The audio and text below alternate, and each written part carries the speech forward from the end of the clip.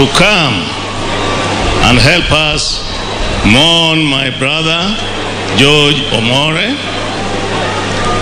On behalf of my family, I say karibuni. Na pamoja na hiyo nasema asante. Kabla sijaendelea na maneno, nataka kuwashukuru watu wote ambao, all the people who participated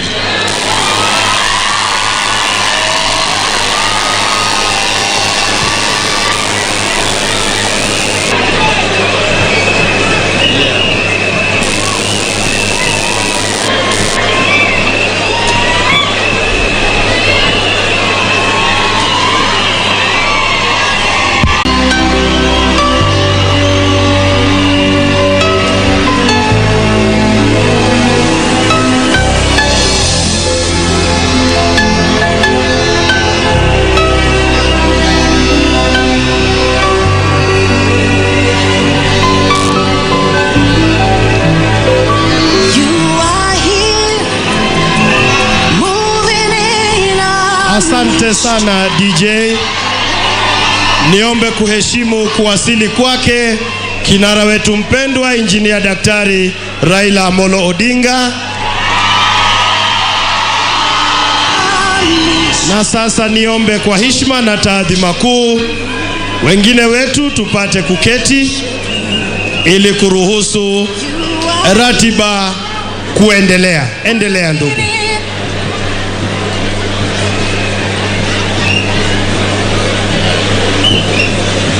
I was in the middle of my speech when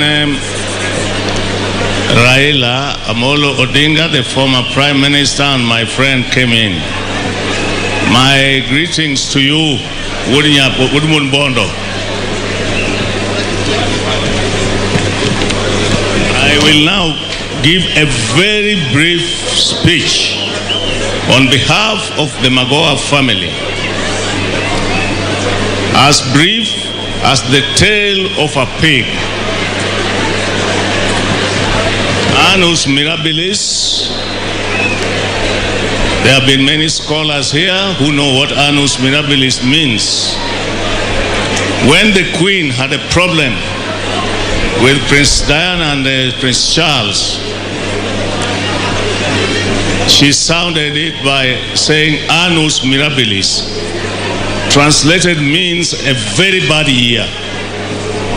So we, the Magoha family, have had our annus mirabilis, but since we believe in God, we thank God for giving us our brother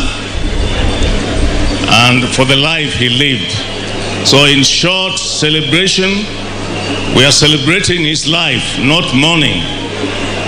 Because even if we mourn until all the tears fill the ocean, we shall not bring him back. Who am I to pay tribute to Magoha? And you people have done it. The scholars, the politicians, the ordinary people from Samburu, from Kajiado, they have all spoken well about my brother. So there is no need for me to add anything. If I have to give myself 10 marks, I will only give myself that marks because I stayed with him during his primary education until his secondary education, and I also helped him to bring his beautiful wife, who is now his widow. One thing, you people who do not know Magoha, he has written a book, and that book has a lot. Why don't you buy it and read it? And this goes equally to my siblings. Most of you have not bought that book. You wanted to be given a complimentary like I was given, but you never got it. Instead of buying a whiskey, buy that book and read it.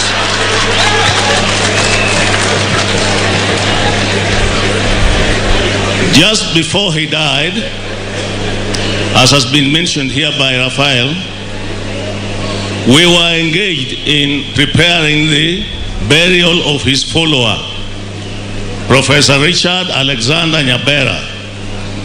We sat, he built for him his home because we had promised. He had gone away without the Luo procedure, no Wokie Simba. So he went without establishing a home. So we had to establish one for him. Now George spent a lot of money doing that. But on the week before he died, we sat in my house, relatives only, and we agreed that we should give a contribution, a token contribution towards bringing the body back, not for the house. And I, as the eldest, I was challenged. I had to move my seat near him because I don't have very good ears. Then we spoke. Luckily, I had some money on my phone. I transferred it to his phone. I told him, now I've set the ball rolling. And then I got other members of the family, and they raised the money which he wanted. And that money was to be raised within 48 hours. That is the last thing that he did publicly with me. We had our lunch, and he went away. That was on a Friday, Saturday. On Tuesday, I rang him, and I asked him, when exactly is the body arriving so that we can meet it? I realized he wasn't talking very well. So I asked him, what is the problem?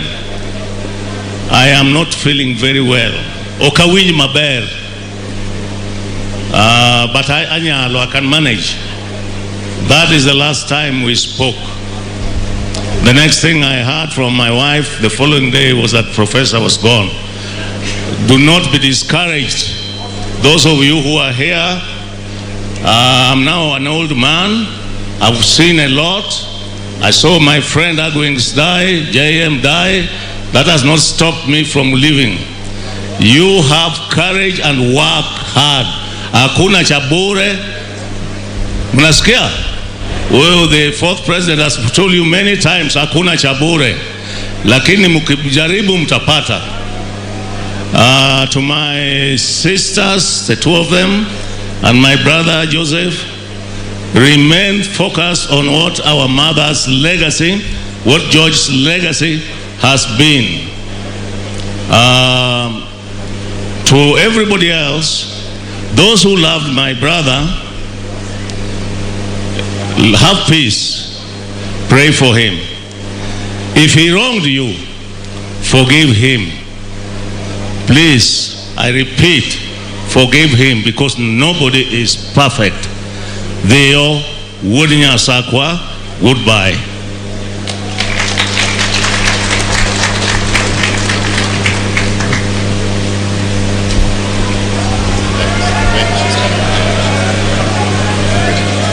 Thank you very much. Thank you very much, my brother Obare. That was very well spoken.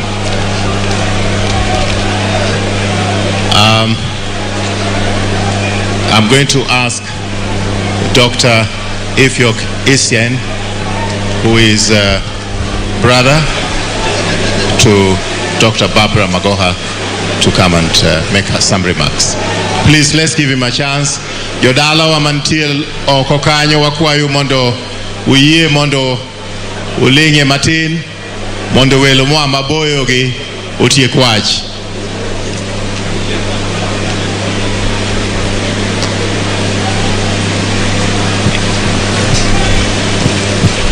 Good morning, our lordships. Good morning, the fourth president of Kenya. Good morning, the former Prime Minister. My dear in-laws. Ukurumi. Jaikom Kenan. Asante, Asante. Thank you very much. You all know Professor Magoha as an adult, as a professor, a full hard-working man. I knew Professor Magoha as a young man in the medical school. So like I used to tell him, a teacher was once a student. I was 3 years his senior. So the iron that you have seen today was forged in Nigeria, exactly in the College of Medicine of the University of Lagos. These are the features I saw of him. A hard-working young man, very sincere, extremely sincere. He worked very hard, and with him he had his siblings, Joe and Pauline. He came into our family, and let me use the word kindly. He applied to join our family. We are all families of doctors. My father was a doctor.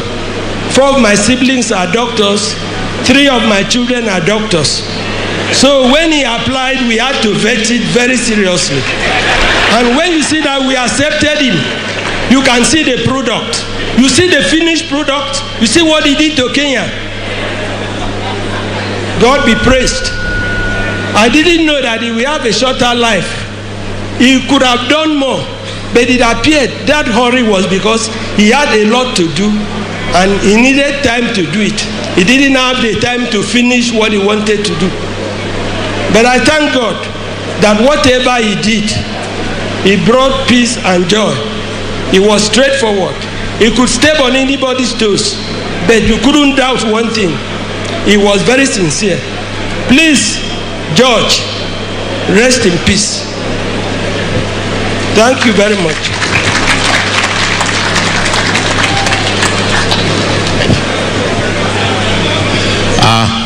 Thank you very much. We are almost reaching the end. Presiding priest, I like to just make a small explanation. I'm going to call upon the governor of Siaya to speak, but before I do that, before I call the governor of Siaya to speak, I like to call a person who you don't know is a relative actually in this home. Among us, the Luos, I did surprise the president that Professor Magoha was my cousin, and we kept it a secret because otherwise maybe we would have considered twice having cousins sitting in the same cabinet. But you may not be aware, but Raila Odinga is also related to the home. You've heard about Mama Elizabeth, who is 100 years old. Sister to Mama Elizabeth is Pauline Anyango. That is where Pauline Dola, she's actually Pauline Anyango Dola, gets her name from. And Pauline's daughter, which is an auntie to Professor Magoha, Pauline's daughter, Noela, is here. I don't know if Raymond is also here. Noela, would you please stand up if you are anywhere so we can acknowledge you? Yeah, that's Noela Oyo. And she's first cousin to Professor Magoha. She happens to be married to Raila Odinga's elder brother. You see how these things get mixed up? Yeah?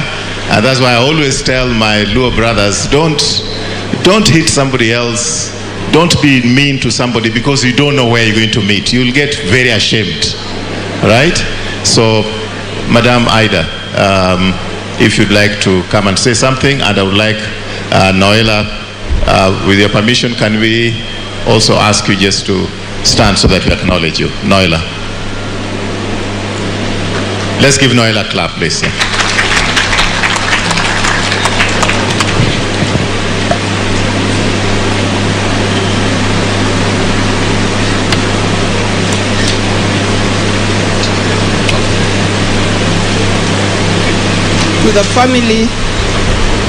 To the family of Professor George Omore Magoha,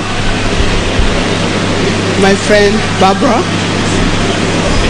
and the others, I wish just to convey my sincere condolences to this family. Just as I think you can now hear me. Okay. Good. To the family of Professor George Omore Magoha, I would like to convey my sincere condolences and the family, from my family to your family. We've had a long connection with this family. Standing next to me is my sister-in-law. She was married to my brother that I come after in birth, and she's a cousin to George Omore Magoha. Now, the long relationship did not just start with her. I think Pauline Magoha, now Pauline Dollar, that was my student. The others, Joe was administration in my home. So I know the family very well. Now it is sad that we are losing George at this time when he's just at the prime of his life. In fact, this is the time that George was really coming out as the best. And then death, without warning, decided to take him away. Jodalawa, Jogame, Untie, and bende anyar game. Anyar ukaya Buckingham Palace ka. Omioka biroka, literally, abiro yuago wadwa.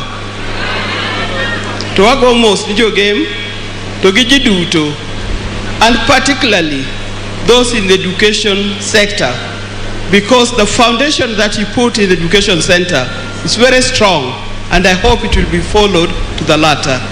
Now, Okado Achomangeng, we just pray to God, may the Lord God rest his soul in eternal peace.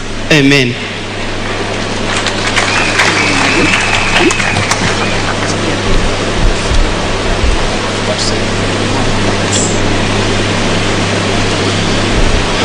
Thank you very much.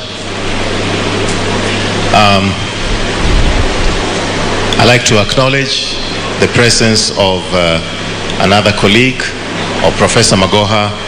Eugene Wamalwa is with us here. Let's give him a clap. Thank you. Then there's Vice Chancellor Rasom Tum of Mombasa University. He also joined us. There are two more members of Parliament, Dr. Nyekal from Seme and Member of Parliament Opio Andai has also joined us. Thank you very much. I just like to make a few remarks as matter of encouragement before I ask our governor, who will in turn then invite the Prime Minister, who will in turn then invite the fourth President of the Republic of Kenya. I think at times like this, when there's no hope, sometimes, and I'm specifically addressing Dr. Michael Magoha, this is for you. There's a story.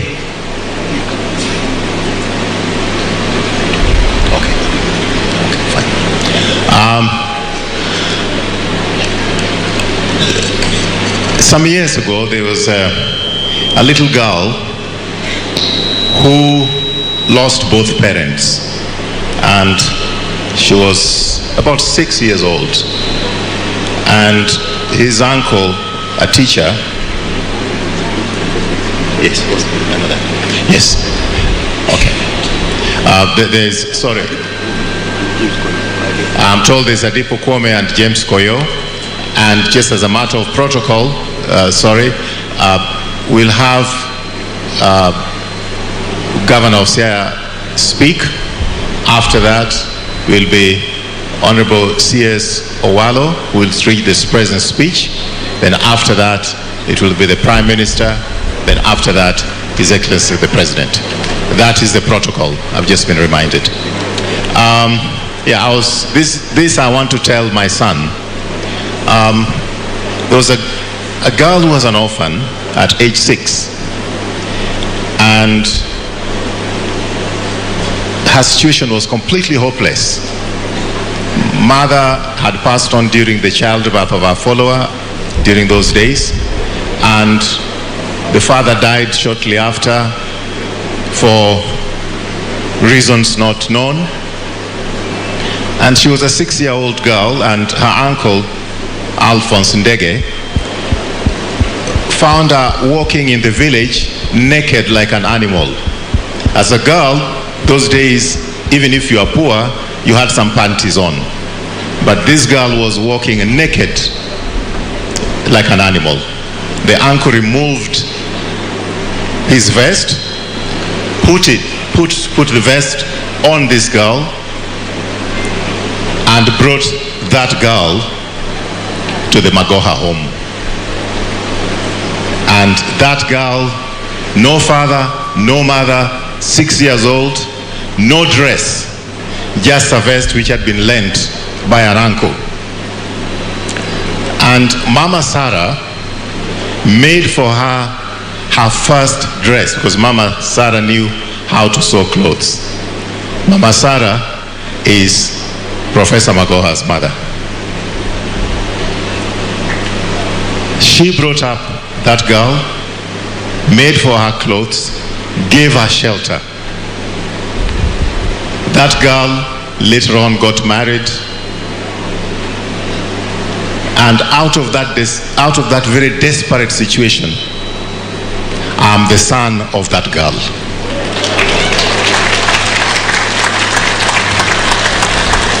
So no situation can be completely hopeless.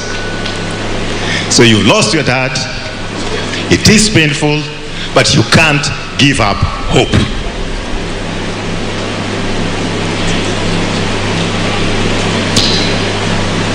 Professor Nyong'o is not here, but I was told he sent his message.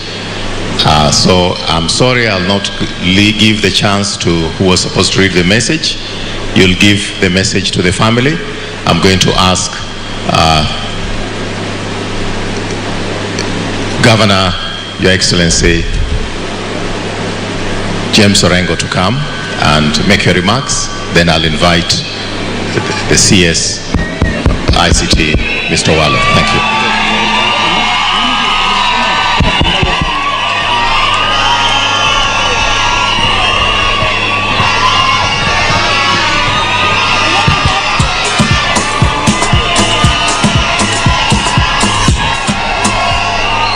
Erokamano.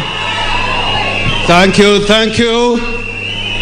Thank you to the clergy who are presiding over this important occasion for our community, because this is the last day of a great son of Siaya, Professor Magoha. To Dr. Barbara Magoha, Dr. Michael Magoha, to the 4th President of the Republic of Kenya, Uhuru Kenyatta.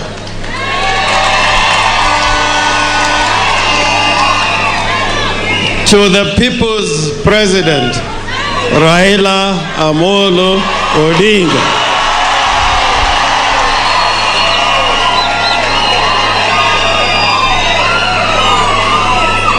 Nemin Pin, Manya Game, Min Pin, Manya Game, Dr. Ida Odinga.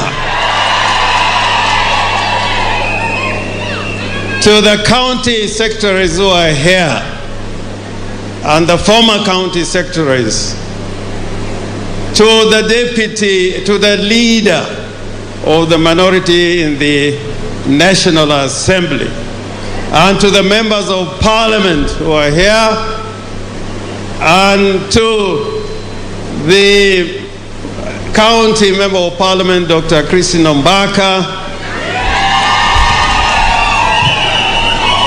Governor Emeritus of the great county of Kakamega, Wycliffe Ambesa Oparanya.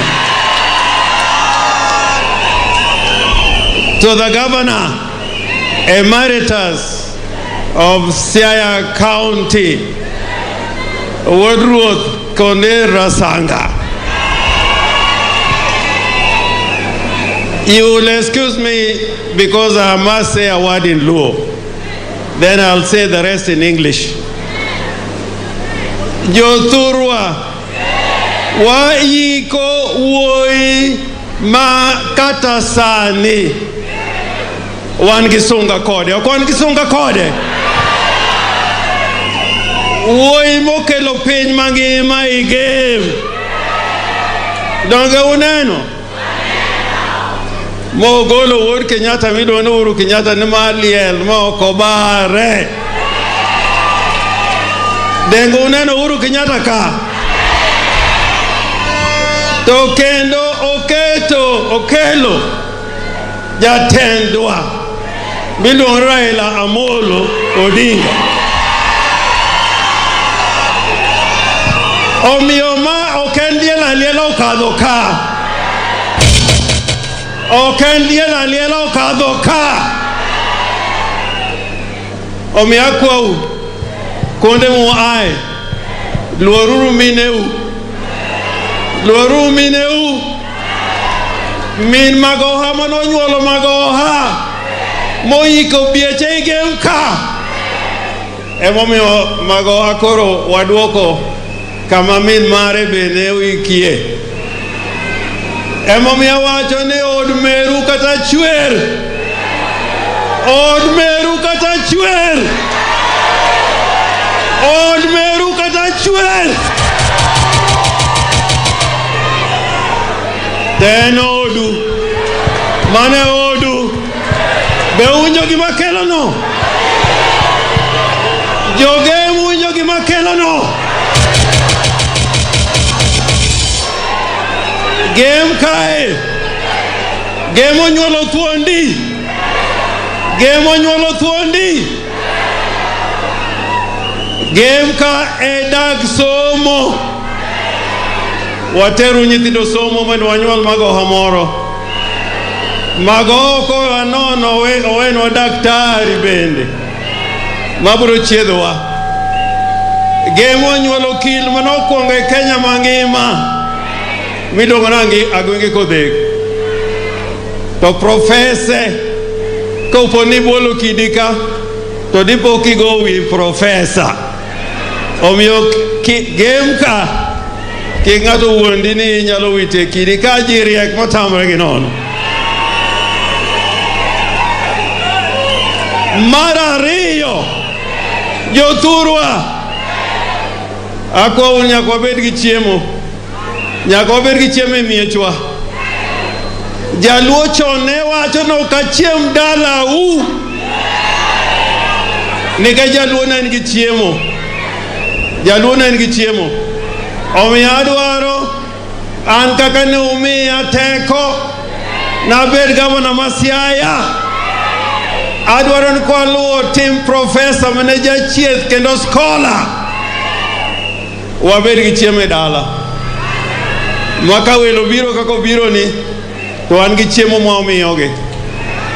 Emomiyo sama koth dwa chwe ni koluwore gi teko ma Raila Amolo Odinga omiya,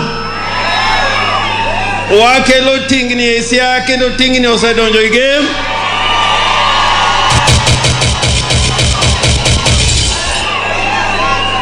Kichariyo nitie tingni manyien mabiro. Tawacho ni kitiyo gi tingano to iyudo kodhi nono, kodhi iyudo nono. En tinga ma pesa we mong'iewo. En kodhi ma pesa we mong'iewo. Katieko gi dholuo, piny ilaro. Wow, jowa mang'eny osedhi loko alaro piny. Agwenge Kodhek waiko ka. Mboya obiro iko Agwenge ka, Mboya bende onindo. Uko bende onindo. Odhiambo Mbai bende onindo. Omiyo kama intie ero wadu kaka iheri uwuon. Kik idhi kamoro mikuodhe jadalau kata ng'atu moro.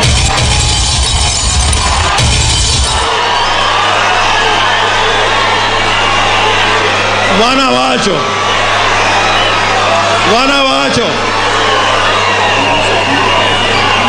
Dr. Buru be odonjo. Dr. Buru Odinga Senator bondo donjo. Aning'eyo sama koro waloso kwa chapeny. Kendo adwanja gemi wuoth ki chapeny. Kijaluoti wuoth ki chapeny. Mondo wanen legacy mama go wawe legacy machalo nadi. An gimomiyo amor go Uhuru Kenyatta. Uhuru Kenyatta has left a legacy. A very important legacy. If you have eyes to see, I invite you to see. If you have ears to hear, I invite you to hear. When President Uhuru Kenyatta was talking about affordable housing, I read somewhere when Uhuru Kenyatta was pronouncing himself on policies of the government of the Republic of Kenya, and he talked about affordable housing. Those who are talking about Uhuru Kenyatta, I have never heard anyone criticizing affordable housing. And affordable housing is also coming to Siaya. It's coming because that's a policy that is engraved in the constitution and in the law and in the budget of the land. And therefore I ask you, as the people of Game and the people of Nyanza, we must live in this land called Kenya, knowing that we are citizens of Kenya, that are taxpayers and are ready to play their part in the development of the Republic of Kenya. And therefore, in that regard, let us not kill what those who founded this nation, those who founded this nation. I'm afraid the way we are going, we may even kill multi-party. We may even kill multi-party. But that is a subject for another day. So, ana wachoni waikre ni tich kendo Kenya en piny moriwo ji duto te. Nobody is above the law. Nobody is under the law. We are all equal before the Lord as we are equal before the Creator. And this conversation we must continue. Therefore, I'll conclude by saying, Dr. Barbara, you came to this village coming from many miles. Let Africa not have any walls. We just want bridges. Nigerians are our brothers. Ugandans are our brothers. And we only pray for peace in our neighborhood and in our land. Gimago mawacho, mabeyo modonjo ni te kao. Tomo kiero to wachini. Give me this opportunity now to call upon. Once again. Yeah, before I call the next speaker, I want the leader of the minority, Honorable Pio Wandai, to come here.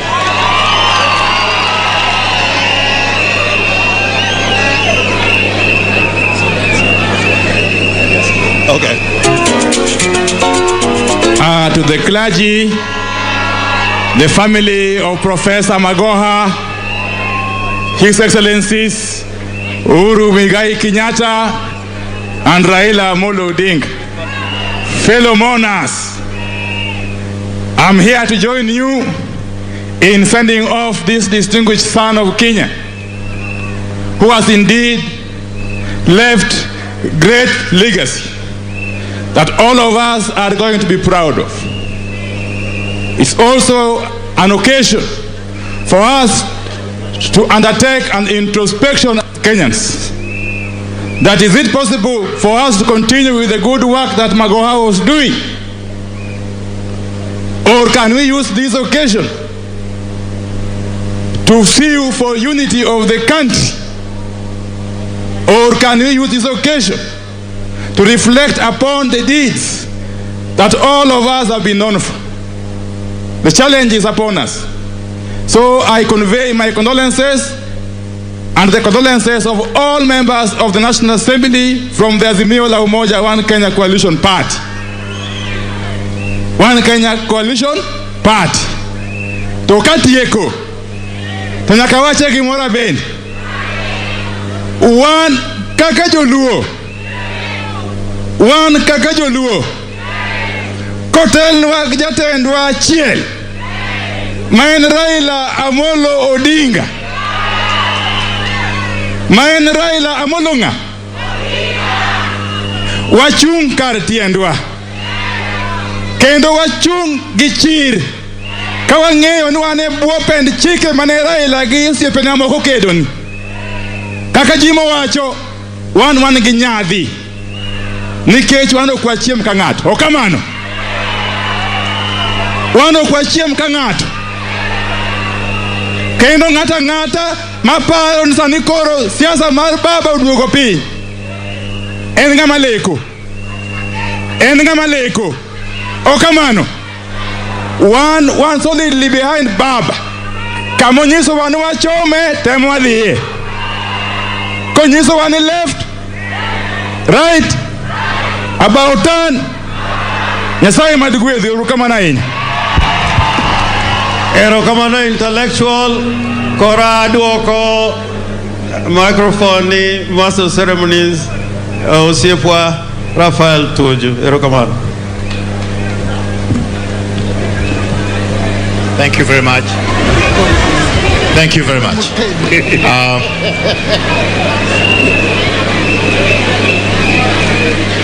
On behalf of the family once again, I take this moment to invite CS Owalo to come and read the message of condolence from His Excellency President William Ruto. Thank you very much, CS, for coming, and we appreciate your presence here. And by the same token, I know there's going to be a vote of thanks, but we want to acknowledge the assistance that we have received from the government of Kenya. We also want to acknowledge the assistance that we received from the Prime Minister, and we want to acknowledge the assistance and kind support also we received from His Excellency the 4th President, and all the support that we have received from current cabinet secretaries and former cabinet secretaries. Thank you, sir.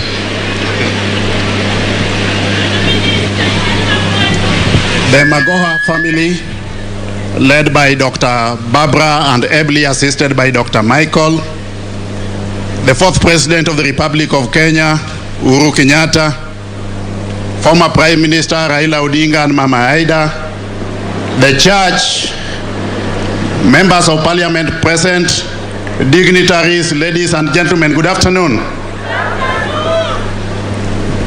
Indeed, I've known this family for close to 30 years. When I was doing my A-level studies at St. Mary's Yala here, where I was also a head student, I came to know the late Justice Masime. And by extension in the process, I also came to know the Magoha family. Mzee John Obari, who was speaking here, was a very close friend to a distinguished son of game by the name S.M. Owino-Gere, who was then one of the most accomplished lawyers in this country. I did get to know Owino-Gere through Mr. Obari, and when I went to Nairobi for the first time in the year 1990, the person I was living with is the late Owino. So I can say or state without fear of contradiction that I owe the people of Game and by extension the Magoha family a great debt of gratitude. Indeed, when reports circulated in the social media that Professor Magoha had passed on, and I was alerted by one of my staff in the office, I thought it was in reference to the brother. But those reports persisted. So I did call Dr. Aloch, who actually confirmed to me that Professor Magoha had passed on about 5 minutes before then. Subsequently, I sent a text message to President William Ruto, who was out of the country, to alert him of Professor Magoha's death. And indeed, he called me back within a couple of minutes to confirm whether it was true that Professor Magoha had actually passed on, because it was barely 2 weeks when we were with him at State House. So I confirmed the same to him, and he told me, or he instructed me, to reach out to the Deputy President on his behalf to get further guidance as to how the current government and by extension cabinet could respond to that sad state of affairs. I was instructed by the Deputy President then to reach out to the family so that we could collectively become part and parcel of the preparations of that sad journey.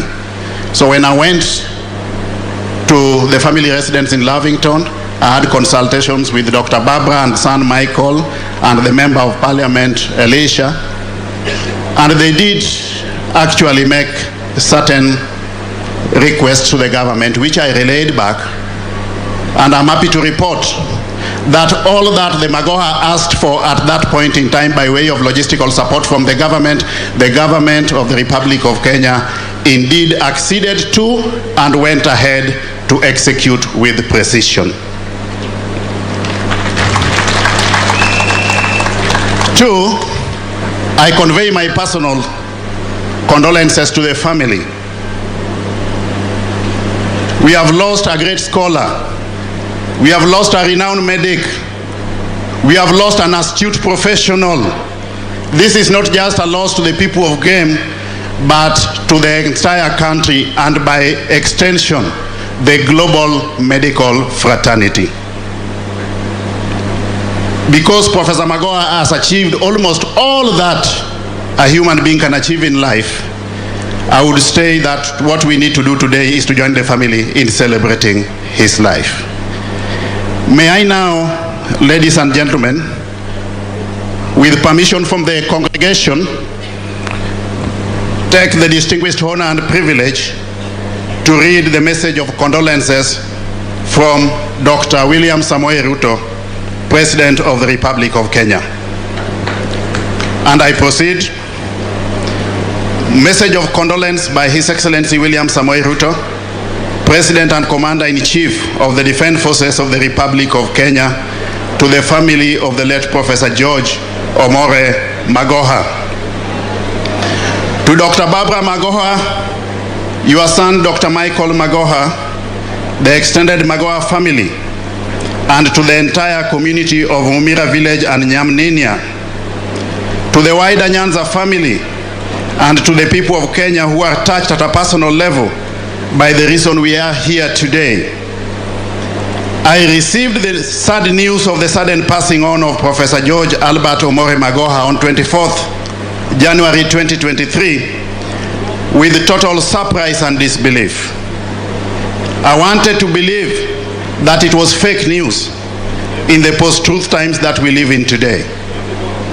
I tried to wish it away as a bad dream, but it was neither fake news nor a passing bad dream.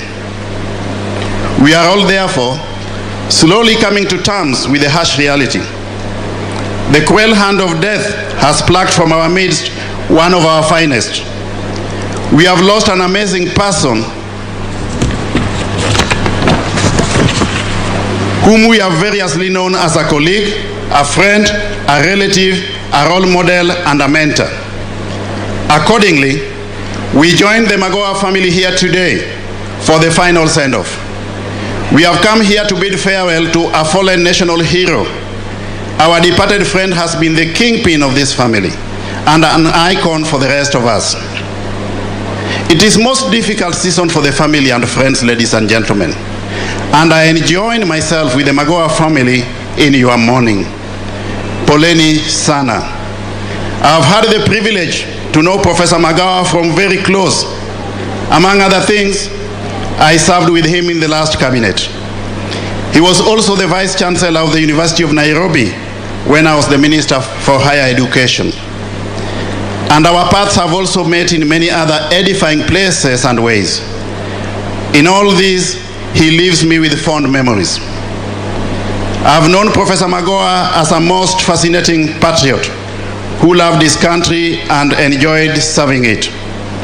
Professor Magoha loved doing his work. He had no half measures. He put his whole heart and his whole being into everything that he did. And he believed in whatever he did. If he did not believe in it, he did not even begin doing it, ladies and gentlemen. The patriot occupied large space everywhere he went. Those who got to know him well will remember him as the one man who believed in the possibility of a perfect universe. But Professor Magoha did not just believe that a perfect universe was possible. He spent his entire life and energy working towards the realization of this perfect universe. He will be remembered as a spirited go-getter. This focused gentleman did his utmost to rally teams around beliefs and causes. He set out to lead them to achieve the goals, and in the process, Professor Magoha turned out to be an astute administrator and institutional leader. He was an outstanding surgeon and a professional role model. As a scholar, he researched and published widely. He was faithful to the academic credo of his times, publish or perish. As a visionary scholar and leader, his towering dreams have been immortalized in his numerous research papers and in the iconic varsity towers at the University of Nairobi, which he believed was the only university in Kenya. He dedicated 12 duty as cabinet secretary, saw him set out to keep our children in school. He roamed in the villages in the countryside, looking for dropout children and returning them to the classroom. He visited individual homes in the slums and informal settlements to find out why children were not in school. He was at his happiest whenever he tracked down one child and returned them to school. Professor Magoha loved order, industry, and results. Once his eyes were fixed on the final prize, nothing could sway or discourage him. He was especially impatient with laziness and irresponsibility. He could not entertain mediocrity. He would speak plainly when taking to task the lazy and the irresponsible. He especially had no time for avoidable slowness of mind. He did not hesitate to call out the culprits in plain language.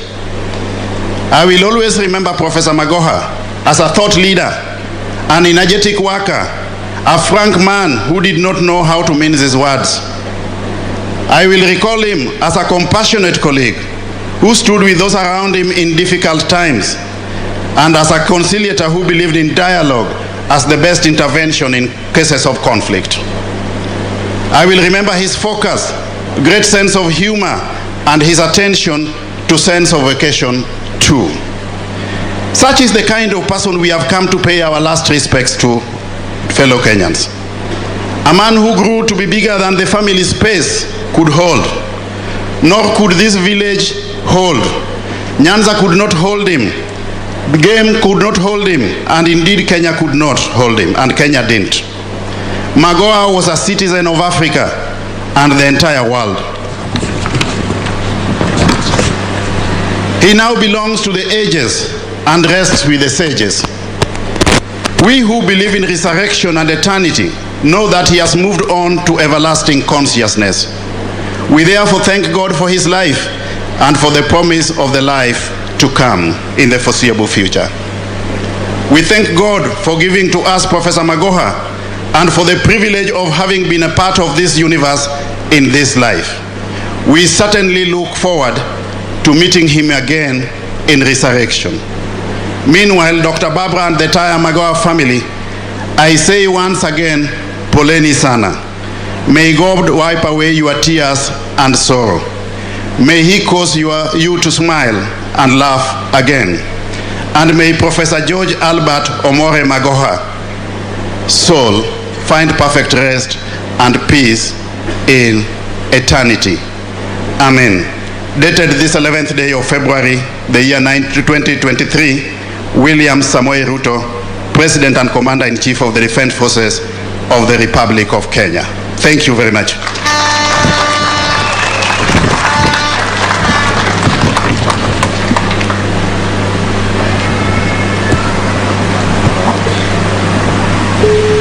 Thank you.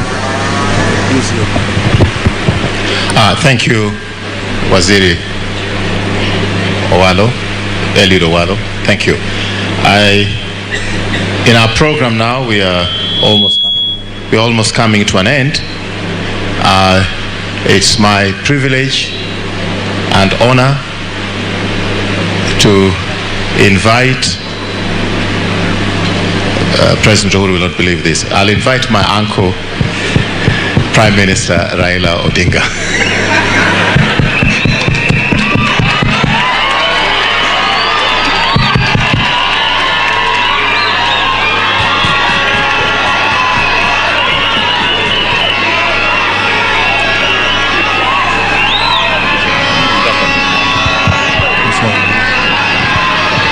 Thank you. Thank you. This is good. Hello?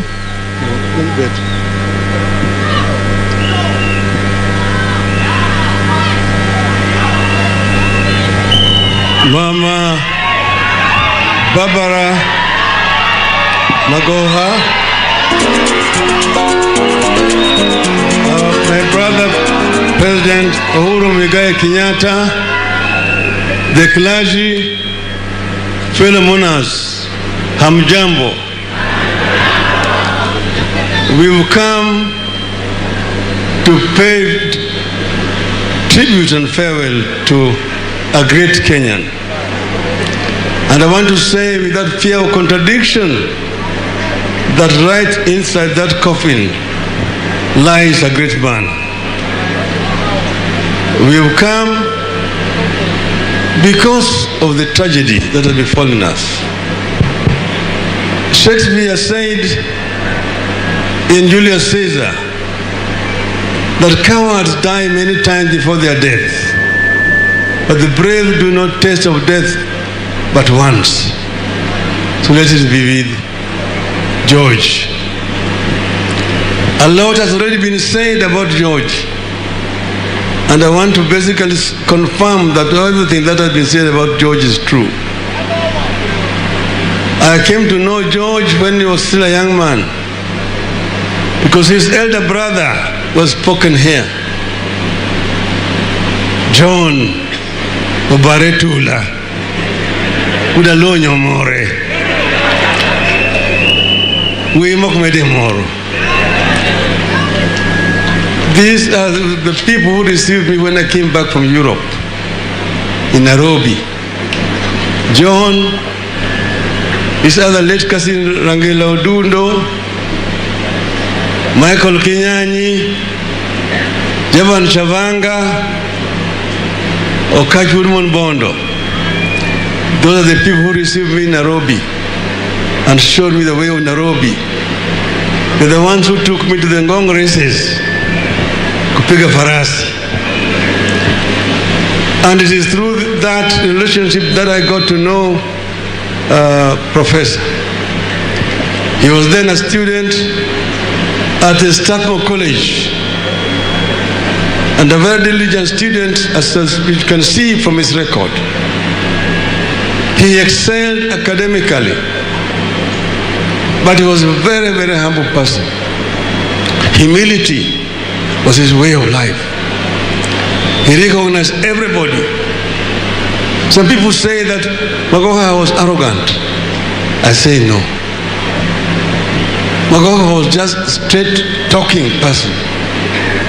And if people don't like sometimes to hear the truth, he will say it the way he's saying it. You love it or not, but he will say it. And he has excelled, as you have seen, wherever he's been, wherever he has gone to. That's why when my brother one time asked me, what do you think about this man? Do you think he can make a good minister for education? I had no hesitation saying, yes, this fellow will not disappoint you. And he did, as the president is going to confirm to you, he did not disappoint in that position. He has done a lot of things in his career as a medical doctor, as a teacher, and as a minister. So all those are actually recorded there. I don't want to repeat them. But it was something, and people were actually, some of his colleagues around say, oh, Magoha is not helping us. He's not helping the Luos in the field of academia. Magoha would say that, look, I don't need to help Luos. The only way I can help Luos is ensuring that there is a level playing field. There's no cheating in examinations. And then the Luos will excel. Given opportunity, equal opportunity, will excel. So I want to give equality, set a standard for each and every Kenyan child to be able to acquire quality education. And this he did very well. So I am proud to have been associated with Magoha. As you've been told, their mother comes from my village. I used to call him Uduaya. And he has been somebody who is rare in his words, is speaks very, very few words, but he does more things, and what he does has been seen. That's why I'm happy that so many people have come today here to witness his last wedding. And we were given an honor that is given to a Luo hero. A Luo hero is mourned the way we are mourned. The Nigerians, they will tell you, because they also do the same thing in their own country, that if you want to see, you know how this is done, there's a book written by the late Paramount Chief Palmboya, Jadung Madung Otho. How do you mourn him? And that is how we have mourned him today, as a great hero of the Luo community. This place, as we've already been told, is the citadel of education in Luo land. The late Paramount Chief Odera Kango, the pioneer of education here. And because of that, the Game people went to school much earlier than other people. And they all the time very proud that in the Game we are teeming with intellectuals. People don't throw stones. But if you throw a stone, you're likely to hit a professor or a doctor or a lawyer. But I think these days other parts of the land have also caught up. But that's why I'm also proud to be a son-in-law here.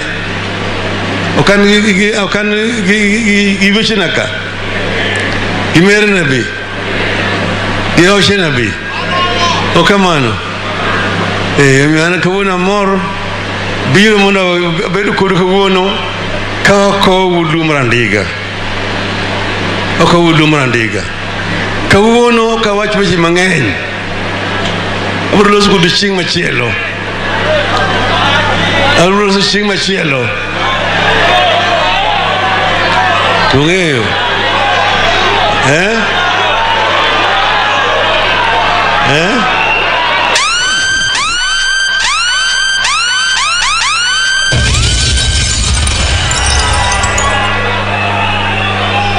Hello? Hello? Ungen tiwi nyariyo. Moro nti lungo ni ajula julu. To moro lungo ni hundwe. Ajula julu kibina ajula julu nyise kubanonyo wala. To doko otemo nango. Okosiemo. Lo nyiso kamano. To hundwe beriambo. Hundwe beriambo. Ajula julu nyincho bacho nyiso kubanonyo luwe. To hundwe bende. Okoye kuhundwe be wacho. Hundwe be ko wacho koso. Emo mian kodwa na los kawuono. Kawuono wadu pudia men. Tikone na yie. Ni akori. Wayi kodi. Okamano. Toka no pudia men koso. Oko no pudia men. Toka no pudia men. Toka ne wayi. Oka ne wayi. Toka ne na mudi. Oka no kakopin. Okono kakopin. Aburo roso kudu bangela lo mange yime kuche.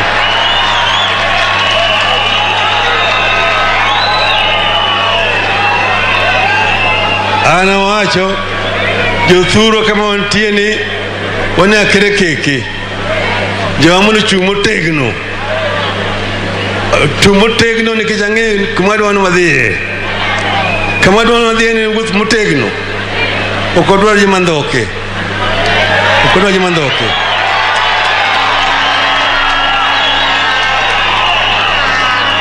Turo uinja yuthurwa. Uinja wali adhiya kaka wadhi change ni wadhi chopo. Tandoke odhitengi. Jimathundi madwa na gwothu kende. Uye kamano. Yuthura uye. Kurawe muna kawa thuoloni so that I can invite another friend of Professor, my brother, Uhuru Muigai Kenyatta.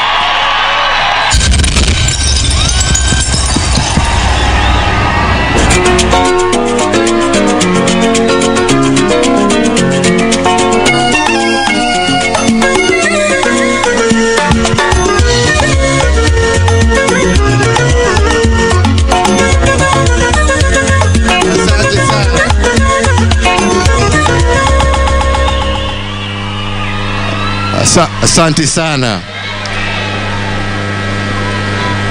The clergy that is leading us in today's celebration, Mama Dr. Barbara Magoha, your wonderful son Dr. Michael and his wife, the extended Magoha family,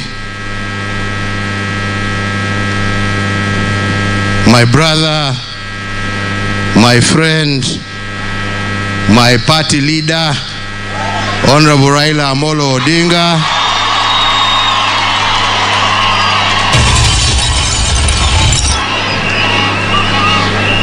fellow mourners,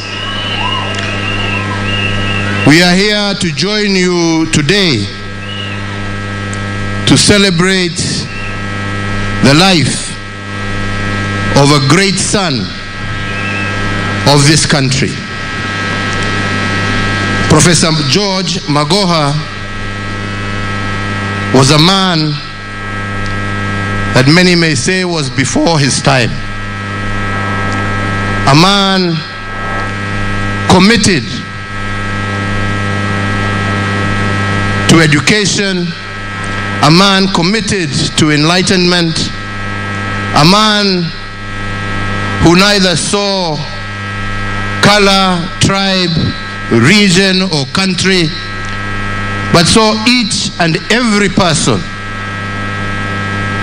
as his brother and sister, entitled to equality, not only before the eyes of God, but in law, and most importantly, for Professor Magoha, in terms of access to education. I had an opportunity to work with Professor Magoha. I had an opportunity to interact severally with Professor Magoha, especially at a time when we were going through very difficult times in the education sector. Many of you will recall the numerous cases of exam cheating that used to take place. And when Magoha's term as Vice Chancellor of Nairobi University came to an end, I requested him, because of what I had seen in terms of his contribution to Nairobi University, to take on the role of heading the National Examination Council. And under his leadership, at that time, together with Professor Matiang'i, they saw the eradication of cheating in our national exams. And they brought sanity and quality back to exams and to our education system. Hiyo kazi yote ilikuwa ya huyu mzee ambaye amelala hapa mbele yetu.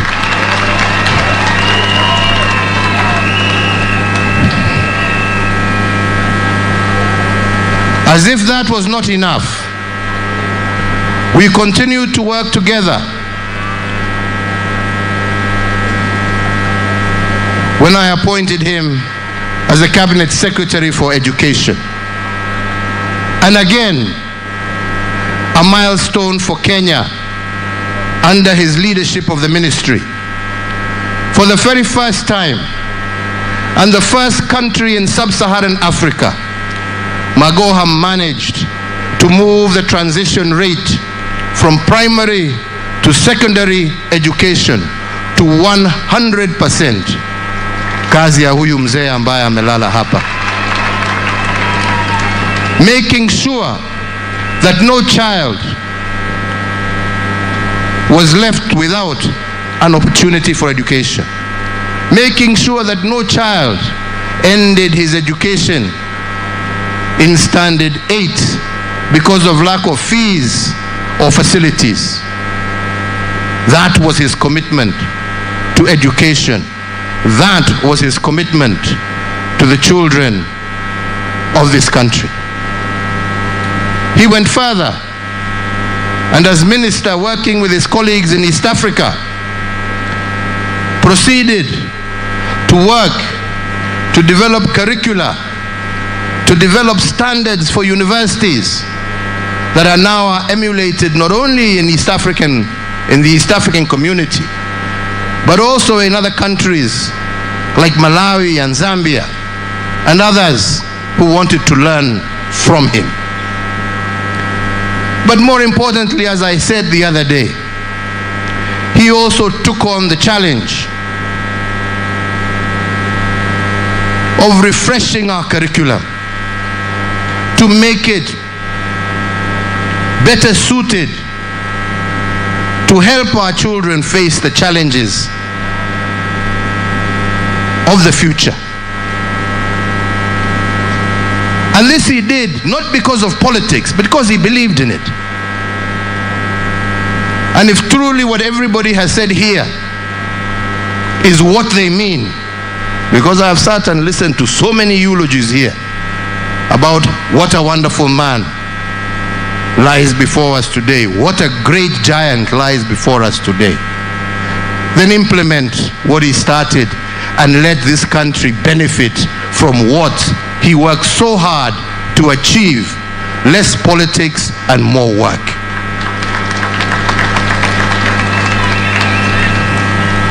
That is who Magoha was. And that is what we shall remember of him.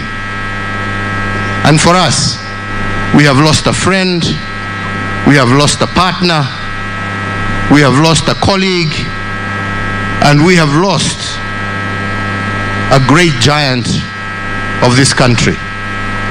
And ours today is just to stand with you, Mama Barbara, to stand with your family, to stand with the extended family.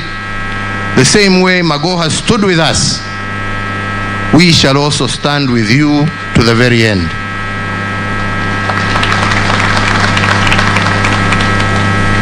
the people of Game, be proud to have produced giants such as the one who lies before us.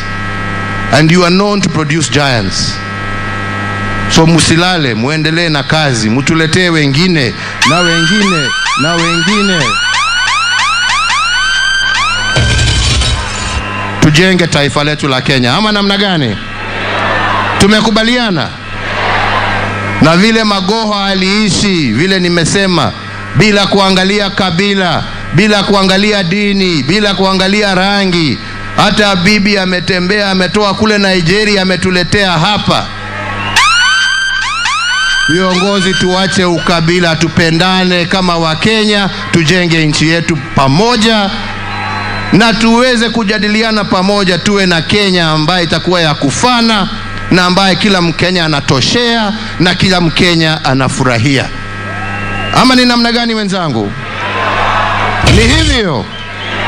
Hiyo ndiyo njia ya kumkumbuka ndugu yetu, rafiki yetu, na tunauliza Mwenyezi Mungu amlaze pahali pema, Mwenyezi Mungu amurehemu, Mwenyezi Mungu aendelee kubariki familia yake, jamii yake, wananchi wa Game na wananchi wa Kenya kwa jumla. Asanteni sana. Thank you very much.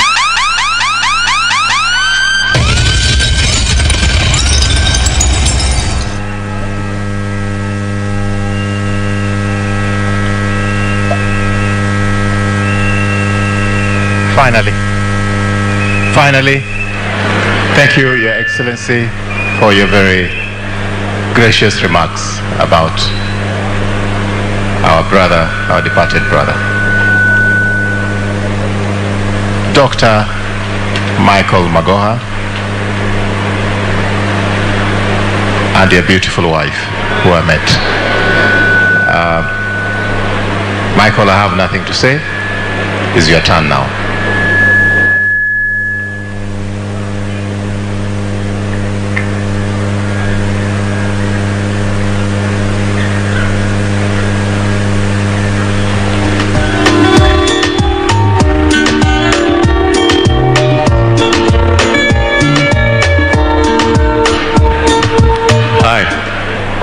There are so many people here, clergy, distinguished guests, fellow mourners. If I could have your attention for a bit.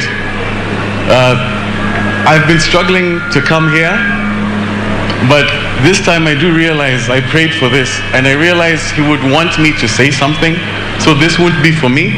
This would be what he would want me to tell you at this point. And it might offend some, it might be boring for others, but you'll know that it's coming from him. So, the first thing I keep hearing, you know this is not supposed to be a political event, but the reason is people forget the reason why my father would say that. It's because deep down, and it has been said before, he believed everybody was the same. And he thought things like politics, tribe, all of that stopped people from being the best version of themselves. He thought that if anybody ever focused on that, they forgot on just doing what they're supposed to do and being the best version of themselves. So that's one thing I'm happy that everybody's here, and you can tell, those who remember him, those who spend time with him, they always say it always comes back, and for that, I'm very grateful and very respectful. So that's the first thing. There are two things I have to say. Sorry, let me calm down. So there are three types of knowledge. There's explicit knowledge. This is where somebody has to tell you directly what to do. This is what you expect all the time. Somebody comes and tells you, do this, do this, do this, and you think you'll be learning. The second is implicit knowledge. This you're not told. This you watch, you look around, and you learn what to do. You learn how to react. You learn how to carry yourself. And then the last one, which has really hit me of late, is tacit knowledge. Tacit knowledge, you will be told time and time again by many different people, but you don't realize how important it is until you are there at that time. And that keeps on coming. And I think that was the strength of my father. It's because he was brash, he was straightforward, he was not perfect, but he taught me it doesn't matter what a person is. What matters at the end of the day is what they do. And I'll repeat the same thing that I want you to take back. He always let everybody be the best version of themselves. If he ever saw you be a bit better, he would never let you go back. He would shout at you, he would tell you this, he would challenge you. If anything happened in your life, he completely switched and tried to help you come back up. And with that, he got very many different strange friends, and I think that that's a blessing. And that's the second thing that I want to say. And the last thing which keeps on coming is this idea of shoes to fill, etc. What's very strange is I've known my father through many different phases. But it seems the one that people will remember is the cabinet secretary, because that was the last one towards the end. But I remember of all of his different phases, the things that excited him were never the position.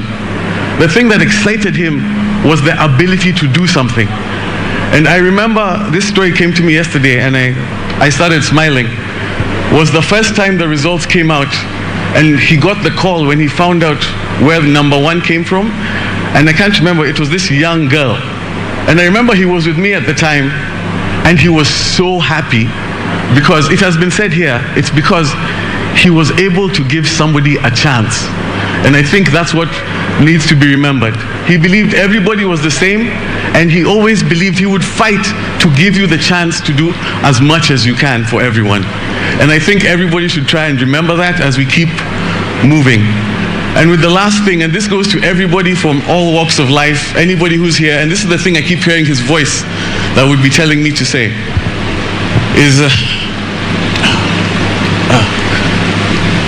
right now at this point, he wouldn't be too happy that everybody's focusing on the man. He would be happier in people focusing on the deeds. He would know that he was great, but what he would say is this, and he would tell me this: I understand it's well wishes if you keep telling me that I have big shoes to fill.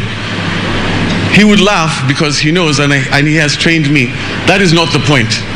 The point is for me to do my best, and if I see if I can help, I will try and help and make everybody be equal. I know that's my job.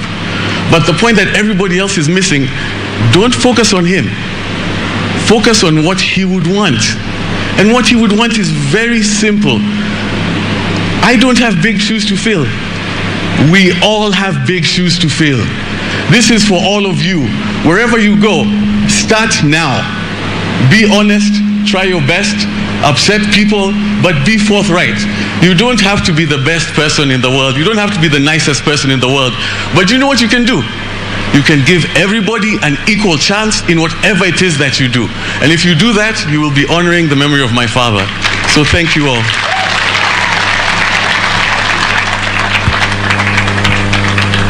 I'm going to ask the choir to give us a small interlude of music as I acknowledge what Dr. Michael Magoha has just said. Among the celebrants here, with your permission, is Father Ben Agunga, one of my cousins. Ben, please do stand up. Father Ben Agunga is one of those people that Professor Magoha took to school. And you can see Ben Agunga and the late brother of Professor Arnold Agunga, who we buried 2 years ago. It's the same family. Now, Ben lost both his parents. How old were you? 12. How old were you then? 20. Yeah, he was a very young boy. I know there's another of his brother and sister who are here. He educated all those four children until now. You have one with a PhD, one is a lawyer, one is a successful business person in Mombasa, and one is a Catholic priest. That is the man who is lying down here. Thank you, Father. Thank you. Please, an interlude of music.